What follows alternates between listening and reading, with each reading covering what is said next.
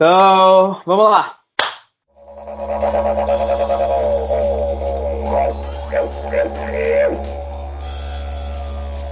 Olá, você está no Conversa Paralela, o podcast alternativo do Samurai Morcego. Meu nome é Rodrigo.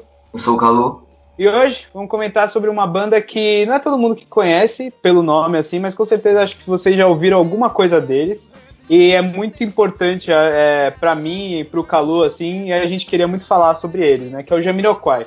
Vamos comentar sobre a história da banda, curiosidades, as mudanças de estilo que eles passaram ao longo dos anos e o que a gente achou do novo álbum, né? Que saiu na sexta, dia 31 de março, né? O Automaton. E a gente quis pegar esse gancho da pauta pra gente também falar sobre a banda, sobre a história da banda e pra fazer vocês conhecerem um pouco, né? Um pouco da história dessa banda que pra mim, assim, é tão importante, né?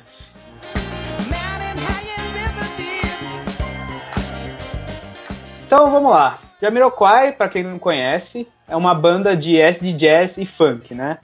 Assim, o gênero deles foi mudando muito ao longo dos anos, né? Tipo, eles começaram com um negócio mais, uma batida mais de acid jazz, de jazz mesmo, assim, né? E com uma mistura de sons aborígenes e tudo mais. E depois eles foram passando um pouco pra funk, pra disco. O próprio gênero acid jazz, quem difundiu, quem espalhou mais o conceito e o conhecimento desse gênero foi eles, não foram? Sim, acid jazz não é um gênero muito conhecido, né? É uma vertente da vertente, assim, e é um negócio muito específico. E assim, acho que do mainstream, né? Que Jamiroquai, tipo, beleza, as pessoas não conhecem muito, assim, não ouviram falar, mas ele já foi, tipo, por algum tempo, parte da música mainstream, assim, da música pop, né? Ele ganhou um Grammy em 97 e tudo mais. Então, assim, ele é famoso de alguma forma. Mas, assim, ele é realmente o único do mainstream que pega realmente essa vibe de acid jazz, assim, né? E ele começou... Ele foi da época que esse gênero meio que começou a proliferar. Que foi mais ou menos em 1992, né? E a banda, assim, ela também teve vários... Como ela tem essa mistura de vários gêneros... vários instrumentistas que fala? Vários músicos, eles passaram ao longo do tempo, né, dependendo da necessidade da banda, mas o central, né, o centro da banda toda, o cara que lidera tudo isso é o J.K., né, que é o vocalista da banda. E assim, a gente vai falar um pouco depois da história, de algumas tretas que rolaram com ele e com outros membros, mas ele é assim, ele começou meio que eles chamaram, né, os primeiros músicos dessa banda, né, eles chamaram o J.K. e ele era tipo um pé rapado, assim, sabe, ele não tinha nem dinheiro para pagar o apartamento dele, e essa banda meio que transformou a vida do cara, assim, né, ele ficou ricaço por causa do Jamiroquai, e aí ele foi fazer outras coisas, ele foi colecionar carros, sabe, tipo, parece que é um desses ricaços excêntricos, né, meio que bom vivan, né, e tipo, parece que ele gosta de ostentação, né, ele come assim, meio, assim, eu já vi gente falando que é meio babaca, sabe. A gente vai falar um pouco depois da história que aconteceu com o baixista da banda, o primeiro baixista, mas assim, se eu falar que ele é um pouco assim, difícil de lidar, assim, em alguns momentos. Então, voltando para a origem da banda, né, ela começou em 92 e o primeiro, assim, vamos primeiro falar, né, do nome da banda, né, que é um nome bem diferente, assim, né. O nome Jamiroquai, ele vem da palavra Iroquois, não sei como se fala, I-R-O-Q-O-I, que é uma tribo norte-americana, né? Uma tribo indígena norte-americana, com qual o J.K. se identificar filosoficamente, né, com elas. Todos os elementos, a gente vai reparar aqui, todos os elementos da banda, assim, tem um pouco do J.K., assim, da filosofia de vida do J.K., assim, principalmente no começo, que a banda, ela tinha essa vibe meio de protesto, ela tinha uma vibe, assim, meio underground, então ele quis colocar isso bem na cara, assim, então, tipo, Jamiroquai pra mim é meio que pra falar assim, olha, a gente não tá aqui pra ser, sabe, super pop e comercial, assim. A ironia, né, da história é que no final eles acabaram meio que indo pra esse lado. Mas no começo não, né? E isso dá pra perceber com o primeiro single da banda, que foi o When You Gonna Learn. Ele foi um sucesso muito grande, né? Que em termos assim, todo mundo viu aquilo e falou, caraca, que banda é essa, né? Esse single veio do primeiro álbum, né? Que é o Emergency on Planet Earth, de 93, um ano depois da fundação da banda, né? Eles começaram muito bem, né? Pra mim, na minha opinião, o Emergency on Planet Earth é até hoje o melhor álbum deles, em termos assim de execução, assim, sabe? Tipo, é muito bom, é um acid jazz assim ferrado. E as letras também são muito legais, porque eles pegam assim esse negócio mais de protesto, de questões ambientais e de coisas que estavam acontecendo. Nas próprias apresentações deles, né? O J.K. tá sempre usando um cocar, né? E nos clipes também envolve bastante coisa relacionada ao meio ambiente e tal. Então eles, assim, o começo na proposta original era bem focada para esse tipo de tema, né? Até, né, aí a gente já pode também falar de outra coisa, que além do nome Jamiroquai, tem outro elemento, assim, que é fundamental na banda, que é o nome o símbolo, né, que eles usam, que é o Buffalo Man, que foi idealizado também pelo próprio J.K., e que, basicamente, né, você olha, uma silhueta, né, de uma pessoa com um capacete, assim, de búfalo, né, com aqueles chifres, e meio com a cabeça... Vem da lenda do Minotauro, né? O J.K. ele fala que vem da mitologia lá, do Minotauro, né, da lenda de Teseus e tudo mais. E ele fala que ele usou isso porque ele se identifica muito com a lenda de Teseus, né. Ele coloca esse chapéu, né, de búfalo. Esse chapéu de búfalo, você vê ele mudando ao longo dos anos, né. No começo, por exemplo, ele era normal, né? Era o clássico, que era só o capacete lá de búfalo grandão, né? Com pelos e tal. Ele usava isso no show. E aí depois, quando eles foram indo pra pegada mais disco e tal, ele foi mudando, né? Ele foi colocando hoje em dia tá um negócio meio cibernético, né? Meio cyberpunk, assim. Um negócio meio cheio de LED, coisa piscando. Porque a pegada da música deles ficou um pouco mais eletrônica com o tempo. E aí, tipo, no começo, assim, era bem interessante vocês verem os shows deles, né, que ele usava isso e tal. Eu vou até também, a gente já fez um musical, né, uma biografia musical do Gorillaz anteriormente, e naquele a gente colocou uma playlist, né, dos clipes em ordem cronológica, e também a curiosidade, né, uma playlist de shows e tudo mais. Eu vou também fazer a mesma coisa, vou colocar aí na descrição para vocês ouvirem e verem os clipes, né, em ordem cronológica, e também algumas entrevistas. Não tem tanto, no Gorillaz tinha mais conteúdo, assim, tinha mais gente falando sobre ele. O Jamiroquai eu já pesquisei, não tem tanto material assim, tem muita entrevista com o J.K., tem show ao vivo, mas eu vou colocar as melhores aí na playlist para vocês darem uma conferida. Eu nunca cheguei a ver mesmo um show, né, dele. Ele é interessante, assim, tipo, eu acho que é aquele vocalista carismático, assim, né? Mas, por exemplo, agora, no começo, por exemplo, a banda era bem menor, assim, né? Tinha, tipo, o baixista, o guitarrista, o baterista e, sei lá, tipo, não sei se tinha um contrabaixo, alguma coisa assim. Mas era uma banda, tipo, comum.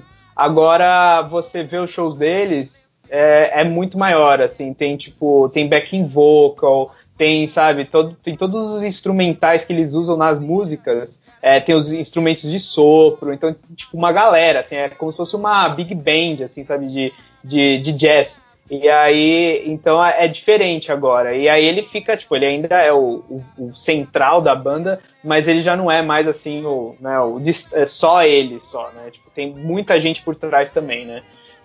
Então, continuando o comecinho da origem deles, né? O primeiro single da banda, When You Gonna Learn, foi um sucesso tão grande, cara, que diversas gravadoras quiseram, tipo, ficar atrás deles, sabe? No final, quem ficou com eles mesmo foi a Sony, né? Eles acabaram assinando um contrato com uma gravadora para 8 álbuns. Quem é que começa gravando, fazendo contrato para 8 álbuns, sério?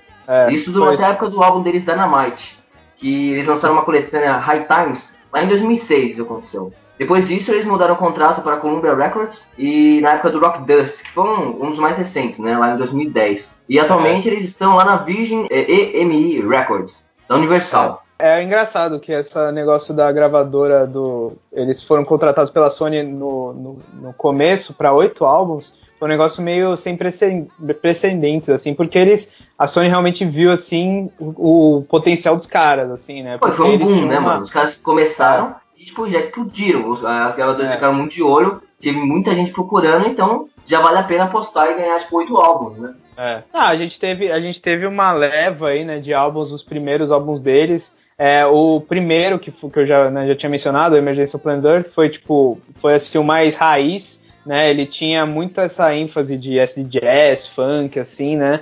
E depois eles foram meio que diluindo um pouco, assim, né? Mas os dois, pra mim, assim, a discografia da banda dá pra ser dividida em 2 trilogias e uma que ainda talvez esteja sendo feita, né? A primeira seria dos 3 primeiros álbuns, que é o Emergency Plan Earth de 93, o Return of the Space Cowboy em 94, o Traveling Without Moving em 96, que pra mim é a trilogia acid jazz, assim, da banda, que Pra a mim, maioria esses aí foram os mais legais. E depois eu também gostei bastante do Rock Dust Like Star lá em 2010. Mas os 3 primeiros foram, pra mim, os mais marcantes, né? Da minha vida. Sim, e depois teve a trilogia, pra mim, que é a trilogia disco, assim, né? Que é quando a maioria, assim, dos integrantes originais já meio que tinham ido embora, eles foram indo embora nessa época, que foi no final dos anos 90 e começo dos anos 2000. E aí, só no final dessa época, só sobrou o JK dos originais, que foi o Synchronized, o Synchronized de 99, a Funk Odyssey de 2001, né, que tem essa brincadeira com o ano, né, a Funk Odyssey com o filme, né, de 2001, e o Dynamite de 2005. Que, assim, é engraçado que, tipo, muita gente atualmente conhece a banda pela maioria dos singles dessa época, né? O 7 Days in Sunny June, Love Philosophy, tipo, o Kennedy Hit.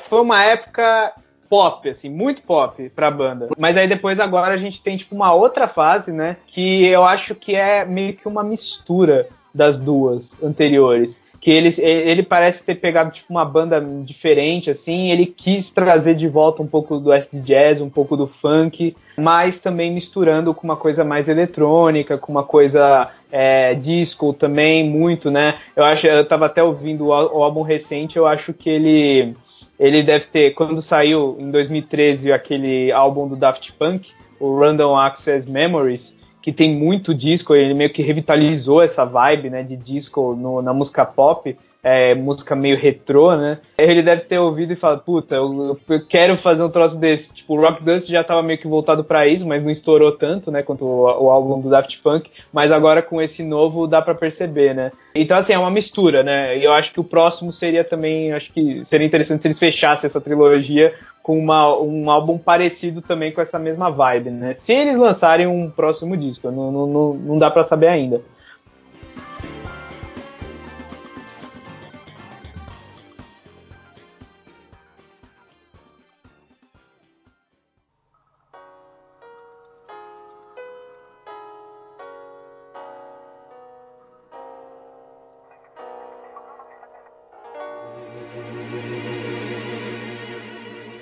Mas enfim, então assim, já meio que falando um pouco dos primeiros 3 álbuns, né, que são os mais roots, né, os mais de raiz da banda, acho que, tipo, grande parte do som dele foi devido ao baixista daquela época, que é, tipo, um gênio musical. Ele se chama Stuart Zender. E ele fez na linha de baixo de todas as músicas, ajudou a compor a maioria delas, né, da maioria das músicas junto com o J.K., né, eles faziam, tipo, ali uma boa parceria musical. E, assim, a principal, acho que é a que mais as pessoas conhecem, é a Virtual Insanity, né, que foi uma música que foi um clipe, e esse clipe saiu na época do Traveling Without Moving, que é o terceiro disco, né. Ele explodiu, tipo, além da música, da qualidade da música, do tema da música, porque ele falava sobre, ele discutia esse lance de paranoia digital, né, que estava tendo, assim, né, de as coisas serem todas, quase meio que ele estava meio que prevendo as coisas, né, ele é quase, eu estava ouvindo recentemente, eu estava vendo a letra recentemente, ele é quase como um Black Mirror em forma de música, assim, né. Ele fala muito dessa paranoia digital, dessas coisas da tecnologia, tipo, engolindo o homem e tudo mais, a identidade... O próprio clipe dela teve muita repercussão, além da música ter todo esse glamour, essa fama, né, ganhou Emmy e as coisas todas, 4 prêmios de MTV. Essa música, o clipe dela, que tem o mesmo, tem um monte de música hoje em dia, clipe hoje em dia, que a gente vê com o mesmo efeito. E quem começou com esse efeito diferente foi essa música Virtual Insanity. Quem não conhece, é uma música onde a sala meio que se mexe, né? Na verdade, a tecnologia usada é exatamente isso. É uma sala onde as paredes meio que estão soltas, sabe? E debaixo é uma esteira, onde o chão fica andando e o cara fica andando nessa esteira que tem movimento. As paredes ficam paradas e parece que, tipo, a sala tá, tipo, num efeito de... O chão mexe, a parede fica parada e o cara anda numa sala como se pudesse andar infinitamente, mas embaixo tem uma esteira, sabe? Hoje em dia um monte de clipe dá pra ver que eles usam esse tipo de tecnologia. Sim, então, e é engraçado porque esse clipe, ele ainda, tipo, tem clipes daquela época que tentavam ousar, assim, com efeitos especiais, e eu lembro muito, assim, de clipes, sei lá, do Michael Jackson, por exemplo, né, que ele tentava colocar computação gráfica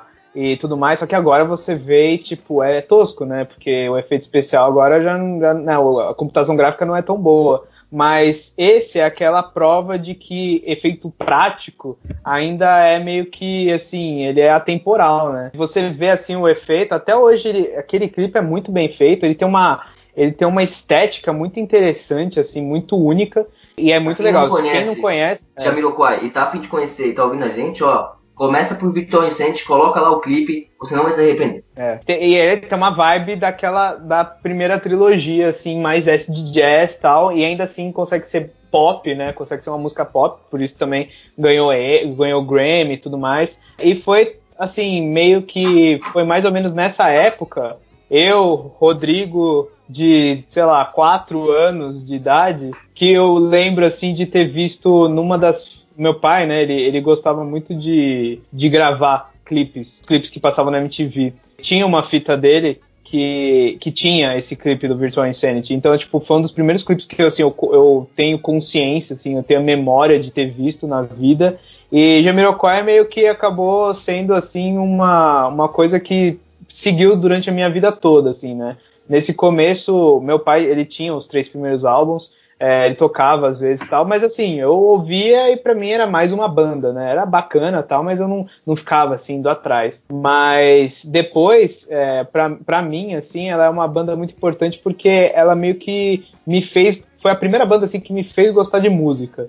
Então, assim, foi mais ou menos assim, quando eu tava na adolescência, eu comecei a parar pra ouvir música mesmo, tal, parar pra conhecer as bandas. Prestar atenção, né? Não só ouvir naquele modus operandi da criança, onde só, tipo, assim, recebe informação. Você parar pra refletir o que você tá fazendo, o que você tá ouvindo aquilo, né?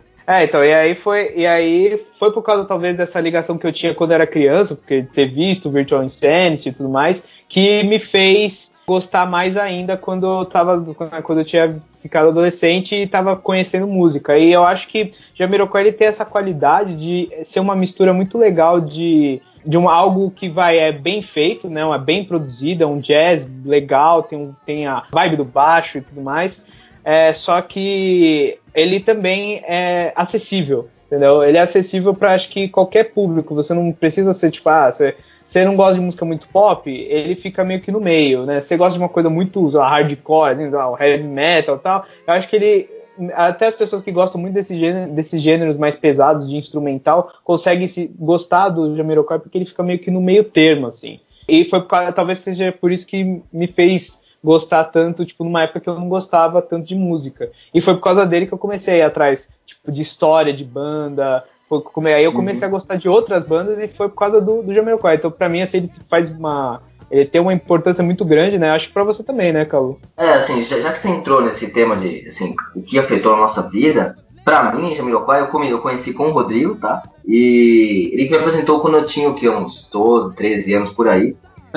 Assim, foi tipo assim, eu tava naquele modus operandi da criança que ouve as coisas que o pai ouve, sabe? E aí eu comecei a descobrir os meus gostos musicais, ver o que eu gostava, ouvir coisas diferentes pra ver o que eu gostava, né? Me descobrir musicalmente falando. E quando, assim, eu fui apresentado a uma coisa que eu nunca tinha ouvido nada parecido, né? Eu falei, nossa, pera, isso aqui é muito diferente. Não foi nem aquele negócio de, meu Deus, que coisa maravilhosa. Foi diferente, sabe? Eu nunca tinha ouvido uma parada. Assim, a estranheza daquilo pra mim foi, tipo, me instigou a curiosidade. Quando eu comecei, tipo, a procurar mais, a ver sobre isso e comecei a ouvir as músicas, eu comecei a gostar bastante. O Rodrigo também ajudava bastante, colocando sempre no carro, sabe? Em qualquer coisa que a gente ia fazer, tinha um CDzinho do Jamiroquai dele lá. E o bom é que, assim, como o Rodrigo falou, o pai dele gostava de fazer essas coisas, então o Rodrigo tinha coisas pra me passar, né? Ele não fala assim, ouve lá uma música. Ele fala, não, ouve isso aqui. Ele tava com um álbum na mão, tinha uns clipes pra me mostrar. Então, assim, ele já tinha um conhecimento aí e conseguiu me apresentar mais. E, assim, a influência que teve, assim, na minha vida pra, tipo, dar chance pras coisas que eu nunca ouvi, foi o Jamiroquai que começou, sabe? Não tem quando você... Eu gosto muito de rock, mas eu quero, assim, eu tô ouvindo uma coisa que eu nunca ouvi antes, tipo, eu nunca ouvi música clássica, deixa eu dar uma chance. Todo mundo, eu acho que tem algum momento na vida onde tem a primeira coisa que você dá uma chance, sabe? Que você, tipo, dá aquela chance pra você conhecer o novo, né? E comigo começou o Jamiroquai. Então a importância que teve isso na minha vida foi tremenda, sabe? Foi com isso que eu me desenvolvi o que eu sou hoje. Engraçado que, tipo, eu acho que eu tô tentando fazer isso com esse podcast pra outras pessoas também ouvirem o Jamiroquai. Mas desde sempre, assim, sempre foi uma banda que eu era conhecido por meio que falar para as pessoas ouvirem, assim, né? Tipo, as pessoas nunca tinham ouvido antes, eu sempre perguntava. Sempre, tipo, eu era amigo de alguém, começava a ter amizade com alguém, eu sempre perguntava, você gosta de uma banda chamada Jamiroquai? E aí eu meio que espalhei a palavra pra muita gente. Agora você, ouvinte, imagina um moleque, um gordinho, de tipo 12 anos, saindo perguntando pros outros de Jamiroquai. Um bando de moleque que não conhecia nada de música, nada de nada. Só via aqueles pop que passava na rádio, tipo, sabe? E eu chegava um gordinho, você conhece uma banda Jamiroquai? Tá aqui o símbolo dela e mostra, tipo, um Minotauro, assim, ó. Aprecie, imagina. Então, mano, eu consegui, assim, fazer coisas, assim, por causa de gostar tanto da banda. Tipo, na escola... eu dancei, no colegial, eu dancei o Kennedy Hit lá, que tinha um trabalho que tinha que fazer, né? Sempre tem esses trabalhos de colégio, de dançar e tudo mais. Esses interdisciplinar que valem pra todas as matérias, que você faz, tipo, uma apresentaçãozinha que tipo, não tem nada a ver com matéria nenhuma, né? Pra passar vergonha só. E aí, você dança pra ganhar nota em português e em ciência, sabe? Não tem nada a ver com nada, mas toda escola tem algum momento do seu ensino. E aí eu lembro que, eu briguei, assim, eu caí num grupo com uns amigos e com umas meninas, né? Aí, tipo, elas sabiam dançar, a gente não, mas eu que insisti muito pra tocar Jamiroquai. Aí eu escolhi Kennedy Hit, né? Mas eu insisti muito, assim, elas queriam, sei lá, colocar, sei lá, Katy Perry, qualquer coisa que tava tocando na época, mas eu falei, não, tem que ser Jamiroquai, pra eu passar vergonha, tem que ser algo que eu queira. Aí eu enchi o saco até eu conseguir dançar lá o Kennedy Hit. E foi assim, né? Então eu sempre fiquei meio que também conhecido como o cara do Jamiroquai, assim, pra muita gente. Até o próprio, uma coisa que eu não falei, mas assim, até o próprio símbolo deles, o Buffalo Man, eu era criança, eu nunca tinha, sabe, pego uma banda e associado com qualquer símbolo, sabe? Tipo, pra mim, banda era banda, música era música e tocava rádio era rádio, sabe? Que era o modo dominante da criança. Aí você me mostrou e eu falei, mano, olha que desenho legal, é um bonequinho bem legal, e tipo, esse é o símbolo de uma banda. Foi aí que eu falei, pô, comecei a prestar atenção em símbolos, né, metálica, sabe? Comecei a prestar atenção em um monte de símbolos. Eu, por exemplo, teria uma tatuagem fácil desse Buffalo Man, sabe? Eu também. É uma das coisas que eu pretendo fazer no futuro, assim, é tatuar. Porque, como eu disse aqui, tipo, essa banda fez muito parte, assim, da minha vida. E até hoje, na verdade, né? E aí, tipo, tem bandas que ao longo do tempo eu me cansei, assim, sei lá, eu era muito fã de Metallica e de Strokes. E agora, tipo, eu já não ouço mais, assim, eu já ouvi tanto que quando eu ouço, me vê aquela canseira, sabe? De ter, tipo, eu sei como é que é essa música de cabo a rabo, tipo, eu não preciso mais ouvir ela. Uhum. Mas Jamiroquai é uma das poucas bandas que, tipo, eu consigo ouvir tudo, assim, tudo que eu ouvi até hoje, assim, sem parar e eu não canso.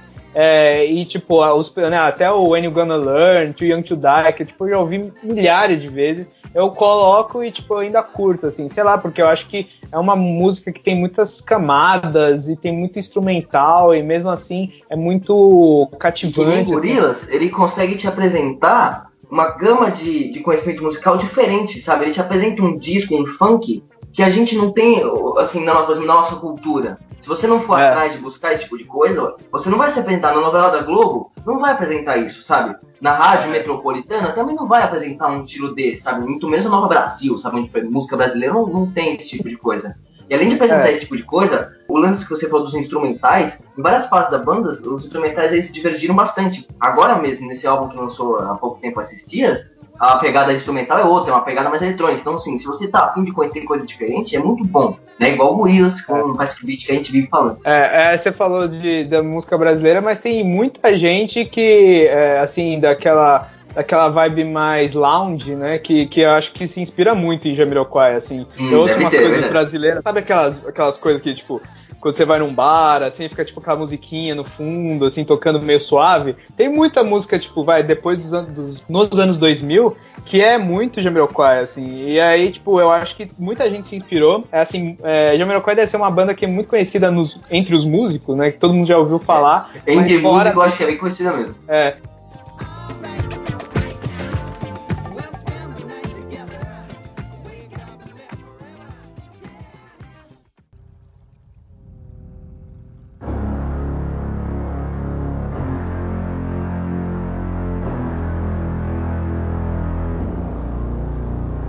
Então, e assim, né, a gente tava falando aqui da banda, do começo dela, né, e assim, uma das coisas que eu tava falando da relação da banda ter dado tanto certo no começo foi o Stuart Zender, ele que era meio que a carta trunfo da banda, porque o baixo é muito bom, assim, do começo da banda, é muito característico, né. Vou até deixar jazz tem que ter um baixo excelente, né.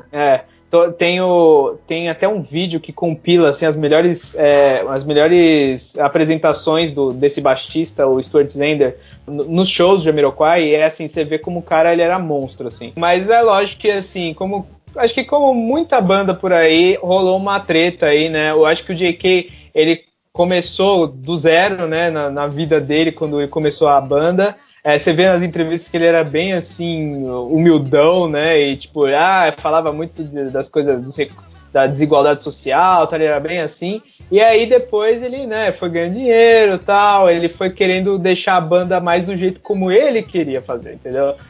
E aí você vê, assim, ao longo dos dois outros discos daquela época, né, o Travel e o Return of the Space Cowboy, que tem muito, assim, ele já começa a misturar outros gêneros e tal. Eu acho que, assim, os outros músicos começaram a ver que, assim, o ego dele começou a inflar muito. E eles começaram a meio que querer sair dali e tal, e o Stuart Zender foi um deles, né? Começou umas desavenças, né, durante a época do Synchronized.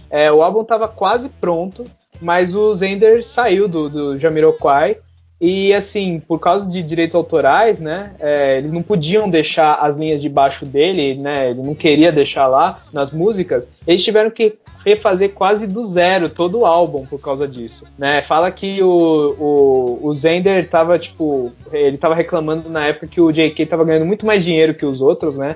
E ele tava ficando insatisfeito com aquilo, né? Ele acabou indo embora. Até tem um lance no Synchronized que a última faixa desse álbum se chama King for a Day. Ela é composta pelo J.K. e é sobre a visão dele a respeito do Zender e da ganância dele. O que é engraçado, né? Porque, tipo, J.K. que tava ganhando mais dinheiro e ele que achou que, não, o Zender é egocêntrico, não, ele não quis ficar como parte da banda, sabe? Tipo, ficou meio estranho esse lance. Por isso que o povo fica falando que ele é babaca, né, mano? Então. E aí, é até engraçado que tem uma ligação aí meio que inusitada que eu tava pesquisando e encontrei isso sobre o nosso podcast do Gorillaz, porque o Zender, ele participou de um álbum de remix do Gorillaz, chamado Like a Come Home, que é da época mais ou menos do primeiro álbum, foi depois, né? É um álbum de remix de músicas do primeiro álbum do Gorillaz. E ele participou junto com outro membro da banda, que é o Simon Katz, que, se não me engano, é o guitarrista da banda, da primeira fase, né? E aí é engraçado, assim, tipo, como essa treta meio que mudou a banda, né? Ela meio que a vibe mudou drasticamente no Synchronized, teve uma coisa mais disco e tal, e teve uma entrevista, eu não encontrei a fonte, mas eu lembro de uns anos atrás ter lido isso, não sei se é verdade, que o J.K., ele tinha dito que, por que eles mudaram o som da banda, né? Para algo mais disco, para algo mais pop. Ele fala que grande parte disso foi porque eles não estavam mais fazendo tanto dinheiro e ele queria continuar ganhando dinheiro. Então ele caiu pro buraco pop. Mas o irônico é que, assim, beleza, existem os singles da banda daquela época que são mais pop e que fizeram sucesso, que tem muita gente que conhece até hoje eles por causa delas, né? Tipo, Kennedy Hit, Seven Days in Sunny June. Só que, pra mim, assim, eles não tiveram o mesmo impacto musical, eles também não tiveram o mesmo sucesso, né? O Emergency on Planet Earth é considerado um dos melhores álbuns, tem aquele livro, 1001 Discos para Ouvir Antes de Morrer, tá lá o Emergency e tudo mais, ele é super considerado, e eles ganharam um Grammy naquela época, e tipo, ele tentou ser mais pop e vender mais, mas no final das contas eu não sei se ele conseguiu isso, sabe, tipo, ele acabou meio que traindo, sei lá, entre aspas, um movimento, assim, né. Mas pelo menos o objetivo deles de ficar mais conhecido e, tipo, ganhar mais dinheiro deu certo, eles participaram até em trilha sonora de filme. Foi no Godzilla, não foi? Lá de 97. Essa época eu acho que... Eu não sei se o Zender tava lá mais, porque foi em 97, o Synchronize é de 99, mas esse clipe, né, que eles fizeram também, que é uma das coisas mais conhecidas dele, que foi para aquele filme do Godzilla de 97, Hammerich, né, que é terrível. Mas a trilha sonora é muito boa, né? O nome do clipe, pra quem não sabe, nesse filme, chama Deeper Underground. Da hora, eu gosto da música, mas assim, o clipe também, né? Ele tem a ver com um filme, né? Ele tá, tipo, num negócio. Acho que ele tá é nesse que ele tá numa sala de cinema e aí ela explode, aí aparece o Godzilla. É uma brisa assim. Isso. Mas tipo, a banda, ela foi ganhando um certo status, mas eu acho que ao mesmo tempo ela foi meio que sumindo do mainstream ao longo do tempo por causa disso também, sabe? Por causa dessa coisa dele querer ser, tipo, o dono da banda e meio que ditar as regras dela, sabe? Eu acho que enfraqueceu um pouco, assim, a vibe, né?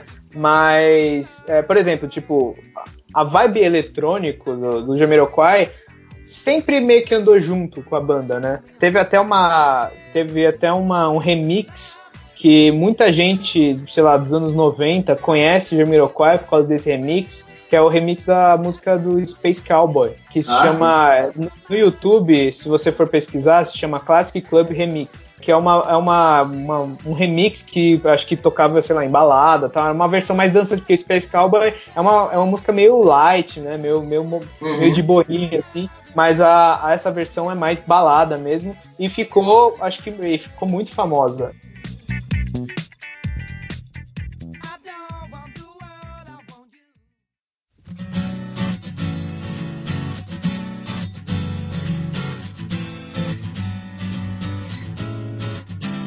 Teve nesse final, né, em 2005, 2006, quando o contrato deles acabou, né, caindo lá com a Sony, eles lançaram um Best Hits, né, um Greatest Hits, né, que era dos singles deles, que chama High Times. Ele é bacana porque, né, esse álbum é bem legal, esse Best Hits aí, cara. Eu ouço direto, mano. Ele é um compiladão de só música boa mesmo.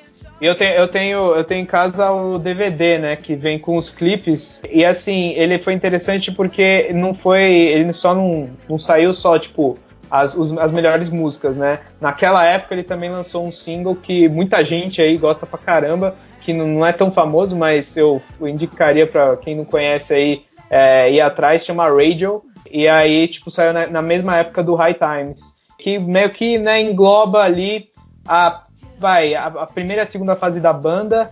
Na época, né, foi quando eu comecei a gostar muito do Jamiroquai, eu achava que, tipo, a banda era isso, entendeu? Era até o Dynamite, que foi um álbum, assim, que assim, dos álbuns, eu tenho meus preferidos, tem os que eu não gosto tanto de ouvir. Obviamente, o primeiro, o Emergency on Planet Earth, é o meu favorito, eu consigo ouvir, assim, do começo ao fim, sem cansar. O Return e o Traveling, eles são bons, só que os dois, porque era naquela época bem experimental, acid jazz, eles têm uma pegada meio, assim, lá pro final, tem umas músicas que são só instrumentais, e é meio difícil de ouvir, tipo, não é toda hora que eu gosto, eles usavam muito aquele instrumento, né, o didgeridoo, que é um instrumento aborígene, acho que é australiano, que é um instrumento de sopro, assim, né, que faz aquele...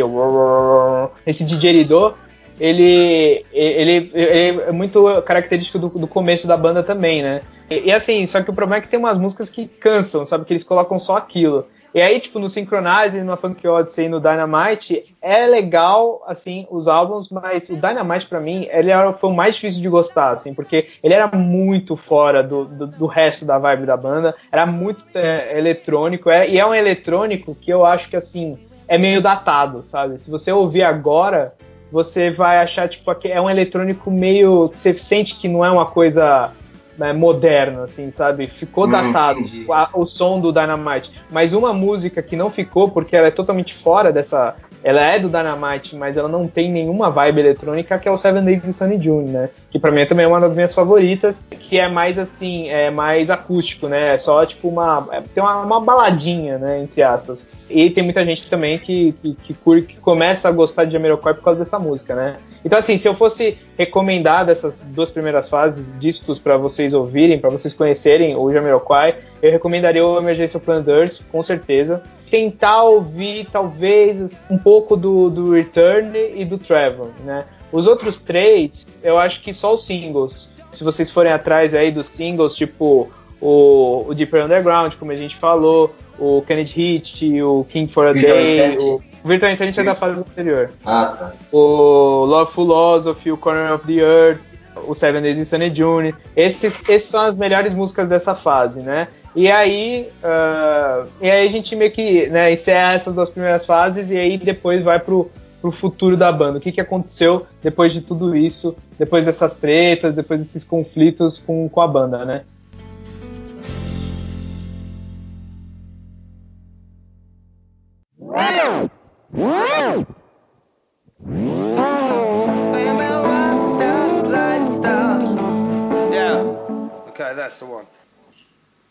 Vindo mais para esses lados de 2010, na nossa atualidade, Rodrigo, do álbum Rock Dust Light Star, eles voltam a um pouco da forma que eles tinham, sabe?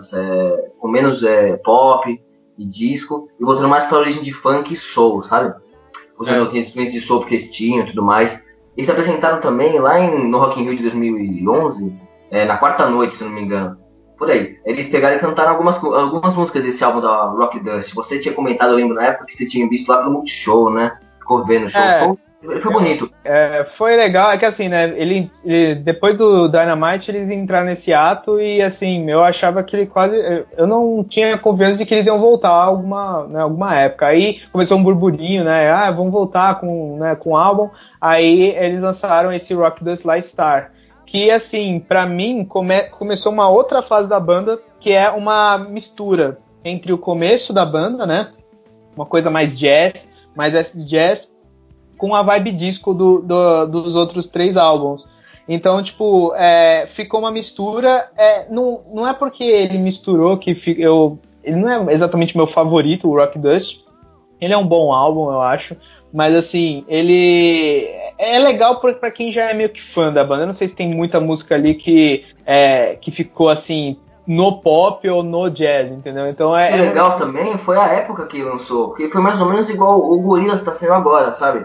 Passou tanto monte de tempo sem lançar nada. A gente achou, tipo, o Jamiroquai morreu. E é, tipo, alguma coisa do passado que você tem que curtir e nunca mais lançar nada novo. E, de repente, apareceram. Mais ou menos como o Gorillaz está sendo agora, sabe? Pra mim, naquela época, eu falei, nossa, eu só conhecia Jamiroquai de ouvir as coisas que o Rodrigo passou, eu nunca vi nada eles lançando, nunca acompanhei o Jamiroquai no meu presente, né? Era sempre coisa do passado, e de repente apareceu um álbum novo, e assim, na minha opinião, é um dos álbuns que eu mais gosto de ouvir, assim. Não que eu acho que é um dos melhores álbuns, eu acho que você tem que ouvir bastante os primeiros, mas eu gosto mais de ouvir porque eu tenho aquele sentimento da nostalgia que me afeta, sabe? Porque eu lembro que era uma época muito boa de escola que eu tava tendo, eu tava gostando muito de Jamiroquai, e de repente eles lançaram um álbum legal, novo, podia acompanhar, podia fazer parte do meu presente. Assim, ele me lembra uma época, assim, definitivamente sim. Ele me lembra uma época, mas ele tem algumas músicas meio chatinhas, assim, no meio, mas tem músicas tem umas músicas, assim, que nem são tão famosas, que eu gosto muito, tipo, Hey Floyd, que é uma das últimas, Two Completely Different Things, sabe, tipo, são as músicas que são bem legais. Acho que os singles foram o White Knuckle Ride, Blue Skies e Lifeline. Blue Skies eu não gosto muito, Lifeline eu, tipo, curto, mas assim, é engraçado que as melhores músicas do álbum não são exatamente as que são mais faladas dele. Mas eu lembro dessa apresentação que você tava falando, Calu, do Rock in Rio, que assim, né, porra, eles voltaram, então eles vão fazer turnê aqui. Eu fiquei, tipo, mó animado de, né, poder ver eles. Só que aí, quando anunciaram, era no Rock in Rio, e, tipo, é muito mais caro, trabalhoso, né, eu moro em São Paulo, a gente mora em São Paulo, então não dá pra ir de boa ir lá pro Rio, assim, e aí eu acabei desistindo, mas eu vi na TV, né, a apresentação, e pra dizer que me decepcionou na época, porque o problema, assim, eu tô vendo agora com a volta deles, também por causa desse Automaton, o Jamiroquai, ele não curte muito, assim, a nostalgia, sabe? Ele não curte tocar os clássicos nos shows, ele toca, tipo, alguns, mas ele toca mais as músicas do atual. Então eu lembro que eu tava esperando ele tocar, sei lá, Virtual Insanity, Too Young to Die e tal. E eu não lembro agora se Too Young to Die tocou, mas eu lembro que Virtual Insanity ele não tocou. E eu fiquei tipo, pô, que merda, e o foda sabe? É que assim, por mais que eles estejam tocando o que eles fizeram agora, tipo, a gente fez um álbum novo, a gente vai tocar esse álbum novo. As pessoas que vão em show, eu sei que eu já fui muito em show, você quer ver um pouco dos clássicos, por mais que você goste de ver assim, a turnê do álbum Rock This Lifestyle, eu quero ver algumas coisas. Você como fã, você tá indo ali pra ver os clássicos, né? A menos que você pudesse ver eles todo mês, sabe? Toda vez que lança um álbum novo, você pudesse ver eles, mas não é o caso, né? Foi meio decepção de ficar assim. É engraçado que, pelo menos eu reparei nesse lance que eu tinha falado anteriormente, da banda mudar, assim, porque aí eu vi lá que eles estavam com uma vibe bem mais assim, de big band, com backing vocal, né, com aquelas mulheres cantando no fundo. Essa é uma vibe que eu gosto muito dessa nova fase do Rock Dust e também agora do Automaton, que é uma vibe meio de banda de jazz, assim, né, junto com a vibe disco que eles tinham anteriormente. E assim, isso foi também sendo colocado, o J.K. ele colocou muito isso no visual dele. Como eu tinha dito também do capacete, esse capacete ele foi mudando ao longo do tempo, né, que ele usa nos shows, que representaria o símbolo da banda, que é o Buffalo Man. Na época do Dynamite, ele, como era uma época bem mais disco, né, você vê nos clipes, não só no Dynamite, no A Funk Odyssey também, que ele tinha um capacete, na verdade era aquele cocar, né, ele tinha mudado para aquele cocar de índio. O cocar, né, onde estariam as penas, né, as ornamentações de índio, ele colocou umas coisas meio, umas lâminas, assim, que refletiam, como se fosse tipo aquelas bolas de disco, sabe, que eles colocam. Sim, aquelas prateadas cheias de quadradinho que tinha toda discoteca. Tipo, até a capa do A Funk Odyssey é uma coisa, como se as luzes viessem refletidas do cocar dele, né?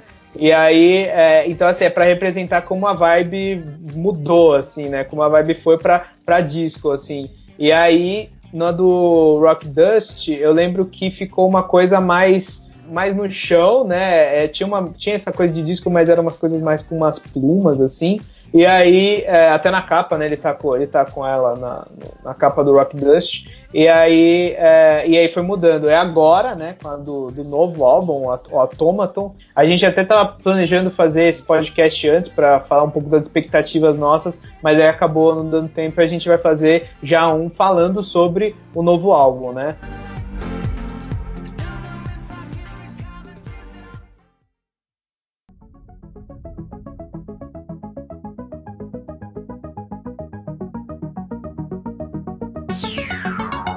Você gostou do álbum, Cauã? Então, eu esperava bem menos, porque, assim, quando anunciaram o Automaton, colocaram os singles, né, pra tocar algumas... Eles liberaram, né, igual o Gorillaz, eles sempre liberam umas 2 musiquinhas. Eu tava esperando muito pouco, porque eu achei que a pegada ia ser só eletrônica, ia ser um negócio meio que, tipo...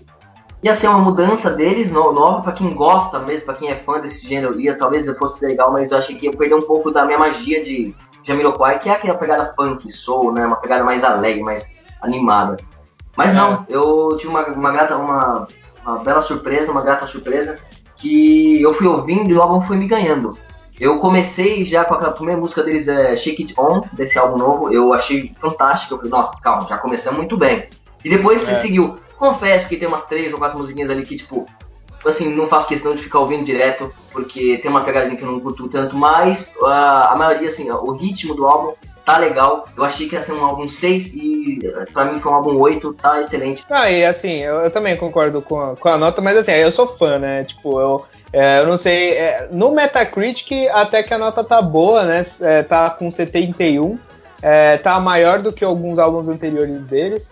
Mas assim, tá sendo positivo, né, a recepção desse álbum, mas eu fiquei com medo no começo, quando eles falaram que eles iam voltar, eu também. Depois do Rock Dust, eles sumiram por muito tempo, né, o Rock Dust foi em 2010, e aí passou por muitos anos, eu não ouvi mais falar deles, e assim, eu também não sou tão fã daquela banda que vive pra sempre, sabe, porque tem uma hora que, aquela frase do Batman, sabe, ou você morre sendo herói, ou você... Vive o suficiente pra virar vilão. Exato. Eu acho que banda também funciona do mesmo jeito. Tem banda que, assim, ou você acaba no auge, ou você continua e os fãs têm que ouvir a pior porcaria possível. Um exemplo aí. Também que às vezes a voz da pessoa muda, né? Ou até o gosto dela mesmo muda. Tipo, a pessoa tinha uma voz, sabe, possante, potente, de repente a pessoa tá com uma voz mais fraca, sabe? O Ozzy, por exemplo, ele tinha uma voz da hora. Agora eu fui ver um último show que ele teve aqui, eu fui lá ver, e assim, tá com uma voz meio estratégica, né, tão da hora. Então, não, e assim, como você falou, o gosto da banda muda, né? A química entre os músicos mudam. E tem banda que consegue adaptar isso ao longo dos anos, sei lá, tipo o U2. O U2 eu acho que ele conseguiu, né, evoluir assim ao longo dos anos, ele conseguiu mudar o som deles e ainda continuar a ser pop. Ultimamente nem tanto, mas até mais ou menos, sei lá, 2005 eles eram, né, Nossa, bem... Mas o U2 é um bom exemplo. Mas assim, tem banda pra mim que se perde no caminho, que tenta inovar e acaba, tipo, perdendo a identidade. Tipo, sei lá, Strokes pra mim foi muito isso. Pouco também foi o Coldplay, que ultimamente eu já não consigo mais ouvir, e no começo eu gostava muito deles. Então assim, tipo, Jamiroquai, mesmo eles mudando, eu conseguia curtir porque eu gostava muito deles, sabe? Mas assim, depois do Rock Dust eu falei, beleza, se for pra terminar a banda nesse, ok, porque ela é meio que como se fosse um encerramento, misturando os álbuns anteriores. Pra mim era meio que um híbrido, era como se fosse tipo um bom encerramento. Mas aí eles voltaram, né, anunciaram que eles iam voltar, acho que ano passado eu comecei a ouvir esses rumores, e aí recentemente, né, teve o primeiro clipe que saiu foi o Automaton, né, foi no dia 26 de janeiro, eu tava tipo super hypado, assim, eu falei, mano, o que vai sair disso? E eu fiquei meio assim, meio estranho. Eu estranhei muito a vibe da primeira música, que foi esse Automaton. Eu achei ele muito eletrônico. O J.K. ele resolveu colocar umas vozes, assim, uma distorção eletrônica na voz dele, parecendo um robô, né? Que eu achei muito forçado, e eu falei, nossa, isso aí parece, tipo, sei lá, um som dos anos 2003, sabe? Tipo, parece um Daft Punk de 2000, sabe? Tipo, não parecia o Jamiroquai, assim. Tinha algumas coisas na música que eu curtia, mas eu falei, puta, se o álbum inteiro for assim, vai ser foda. E aí era o nome do álbum, né, Automaton, eu fiquei, tipo, meio com o pé atrás. Aí depois saiu o outro single, é o Cloud9, que aí, tipo, me tranquilizou um pouco mais, porque eu falei, puta, isso é Jamiroquai. E essa Cloud9 acabou se tornando, pra mim, uma das músicas favoritas do álbum inteiro, assim, mas foi uma música que conseguiu ser disco e tal, e não tinha tanto essa parte, tipo, essa pegada eletrônica forçada, na minha opinião. Mas, assim, era uma música só. Aí eu fiquei, será que ela vai ser um 7 Days in Sunny June, que, tipo, é muito fora do resto do álbum, o resto do álbum vai ser totalmente esse Automaton, né? E aí, quando saiu agora, né, o álbum, saiu, a gente tá gravando no domingo depois do lançamento, então a gente teve aí 2 dias pra ouvir o álbum, eu já ouvi umas 5, 6 vezes. Então, ele saiu dia 31 de março, né, na sexta. E aí quando saiu eu acordei super cedo pra ouvir, né, e aí eu fiquei ouvindo, e assim, também concordo, assim, que foi uma grata surpresa ouvir ele e encontrar o Jamiroquai que eu gostava tanto no começo. Isso. E ao mesmo tempo ter aquela mistura também do Rock Dust, só que enquanto acho que o Rock Dust ele tava tentando ser um pouco mais do começo, talvez, do começo da banda, esse ele já mistura mais pra segunda fase, assim. mas é uma mistura boa, gostosa de ouvir. Eu achei um álbum, tipo, consistente. Tem algumas músicas que tem essa voz eletrônica que me irritam um pouco, mas eu acho que a Automaton, na verdade, ela é a mais concentrada dessa parte eletrônica. O resto, ele consegue misturar mais, e tem até umas músicas meio experimentais, assim, a Night Out in the Jungle e a Dr. Buzz, que são bem mais assim, elas são maiores, elas têm uma duração maior. Tem algumas que eu achei mais ou menos, tipo, We Can Do It, eu achei o riff dela meio forçado, assim. Mas no geral eu gostei. Tem uma até que assim me lembra mais algumas épocas, né? Tipo a Something About You, ela me lembra bastante Rock Dust, assim, aquela época. Mas as minhas favoritas mesmo assim ficaram umas 4, vai. Nessas ouvidas eu já consigo meio que definir as que eu gostei bastante e as que eu achei mais ou menos. As que eu gostei bastante. Eu preciso ouvir um pouco mais, sabe? Eu preciso dar uma ouvida umas 2 semanas aí. Eu sou um pouco mais lento nesse processo. Consigo te falar que só teve umas 3 ali que eu achei mais ou menos, mas nenhuma me desagradou tanto. E como pra ver favorita mesmo, mais um tempo. Não dá pra falar agora. Tem umas 4 assim que realmente se destacaram nessas ouvidas, que foi a Shake It On, que é a primeira, a Cloud9. Essa aí se destacou pra mim também um pouco. Porque essa aí foi impactante, fez eu querer ver o álbum em todo, sabe? Essa aí, vou dar a chance. Acho que é aquele álbum que começa bem forte, assim, e bem fortalecido, assim. E aí depois tem a Summer Girl, que eu achei muito boa, tipo, da vibe do Jamiroquai, assim, eu acho que pegou muito bem. E tem uma chamada Vitamin, né, que eu ouvi, eu não prestei tanta atenção nela durante essas ouvidas, mas ela é uma que me surpreendeu, porque ela tem muito acid jazz, ela tem jazz, ela tem até instrumentos assim, tipo meio que um sax, assim, e piano que quase nunca aparece em Jamiroquai, e que eu falei, caramba, que legal que eles conseguiram, sabe, tipo, misturar vários instrumentos nesse álbum. Parece assim, no geral, esse Automaton, ele me passa uma sensação de uma banda mais amadurecida, a banda do Rock Dust mais amadurecida, entendeu? Mais assim, experimental, que consegue usar mais dos instrumentos. Então eu achei isso muito legal, porque aí começa a abrir uma nova trilogia, né? Que digamos assim. Isso que eu ia perguntar. E sobre o futuro da banda, Rodrigo? O que você acha? Você acha que eles vão fazer mais coisa legal? Você acha que eles vão parar por aí? Você acha que eles vão continuar trocando de estilos? Ou como é que você acha que vai ser? Então, esse álbum me deixou até animado, assim, pra ver se eles continuam, né? Eu espero que se eles fossem continuar, que eles continuem nessa mesma vibe, assim, misturando as épocas deles, tal, misturando a raiz do Jamiroquai com o que ele fez depois, assim, com a vibe mais disco, né, pop. Mas, não sei, assim, como eu falei, eu às vezes prefiro que a band termine num ponto alto do que terminar, tipo, com o pior álbum dele, sabe? Então, assim, pra mim, tá ótimo por hora, sabe? Eu ainda tenho que ouvir mais esse álbum, tenho que integrar ele no meu gosto musical com os outros álbuns, que eu ouvi tanto e eu já tô, tipo, super acostumado. Então, tipo, eu tenho que ouvir bastante, tenho que parar pra ouvir mais. Mas, assim, eu achei ele bacana e até espero, né, que... Por exemplo, agora eu quero que eles venham pra cá, no Brasil, com um show só eles, né? E eu acho que eu iria. Se iria fácil, tá louco. Eu concordo com você, Rodrigo. Eu acho que, assim, pra mim tá bom de que tá. Podia parar no auge também. Concordo tudo, sabe? E só pra dar uma finalizada da época do Automaton aí, que a gente, né, está na época do Automaton, é engraçado que, assim, a capa, o nome me remetem a uma coisa, mas pra mim o conteúdo do álbum é totalmente diferente, assim. Tipo, tipo, pra mim, Automaton, aí você pensa num negócio super eletrônico e tal, mas assim, ouvindo agora, ele não é tão eletrônico quanto eu esperava. Mas, enfim, a vibe dele, né, também reflete no capacete do JK que ele tanto utiliza aí, quase como se fosse uma narrativa da banda, né, como se fosse o Gorillaz tem a história fictícia deles, aí o Jamiroquai tem esse lance do Buffalo Man, né, que ele foi evoluindo ao longo da história aí da banda, e a gente vê no clipe do Automaton, acho que é uma das primeiras vezes que existe uma referência a algo anterior, né, que no finalzinho, né, ele tem agora esse capacete super high-tech, né, que deve ter sido caro pra cacete pra fazer, que ele fica se mexendo meio que sozinho, deve ter um cara controlando, né, por trás,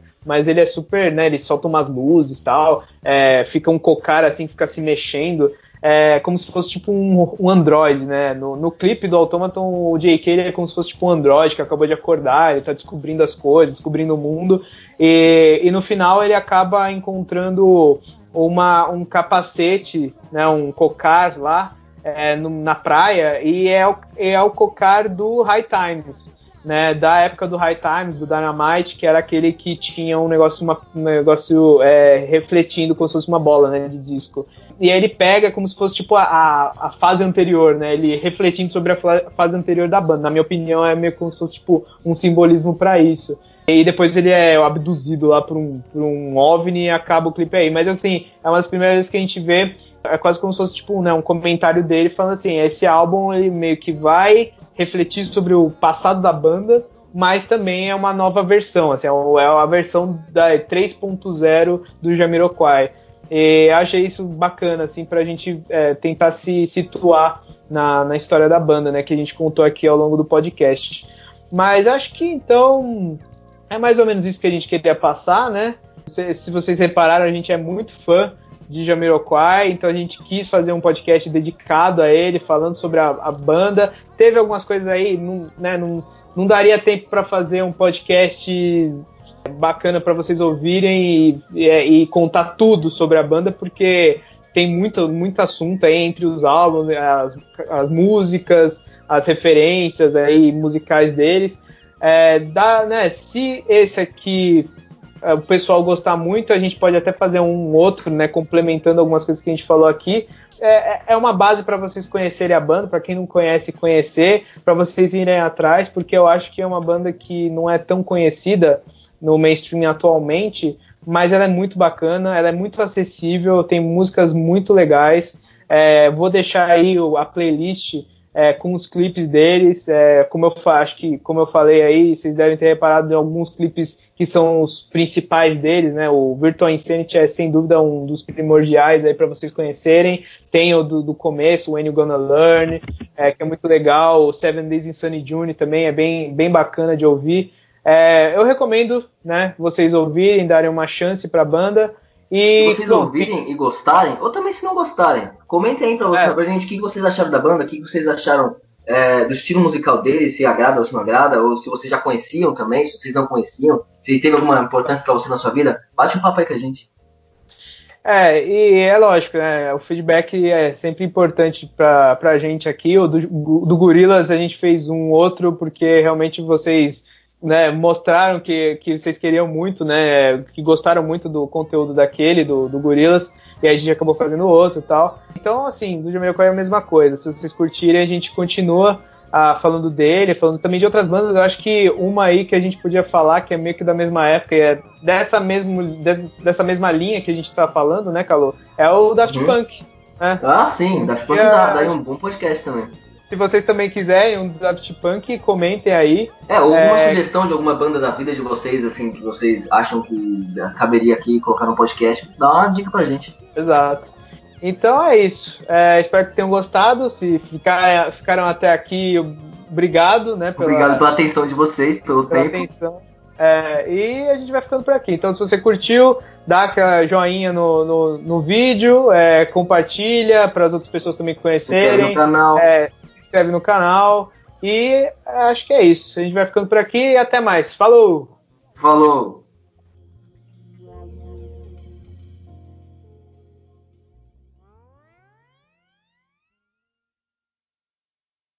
E eu acho que Deixa eu te perguntar uma coisa. Um pouco fora, é o que eu fiquei pensando aqui. O Space Cowboy, juro pra você, assim, eu tinha ouvido no Cowboy Bebop, né? Porque ele fala, né? A frase clássica do Cowboy Bebop é See You, Space Cowboy, sabe? Sim, mas não é por causa do Jamiroquai.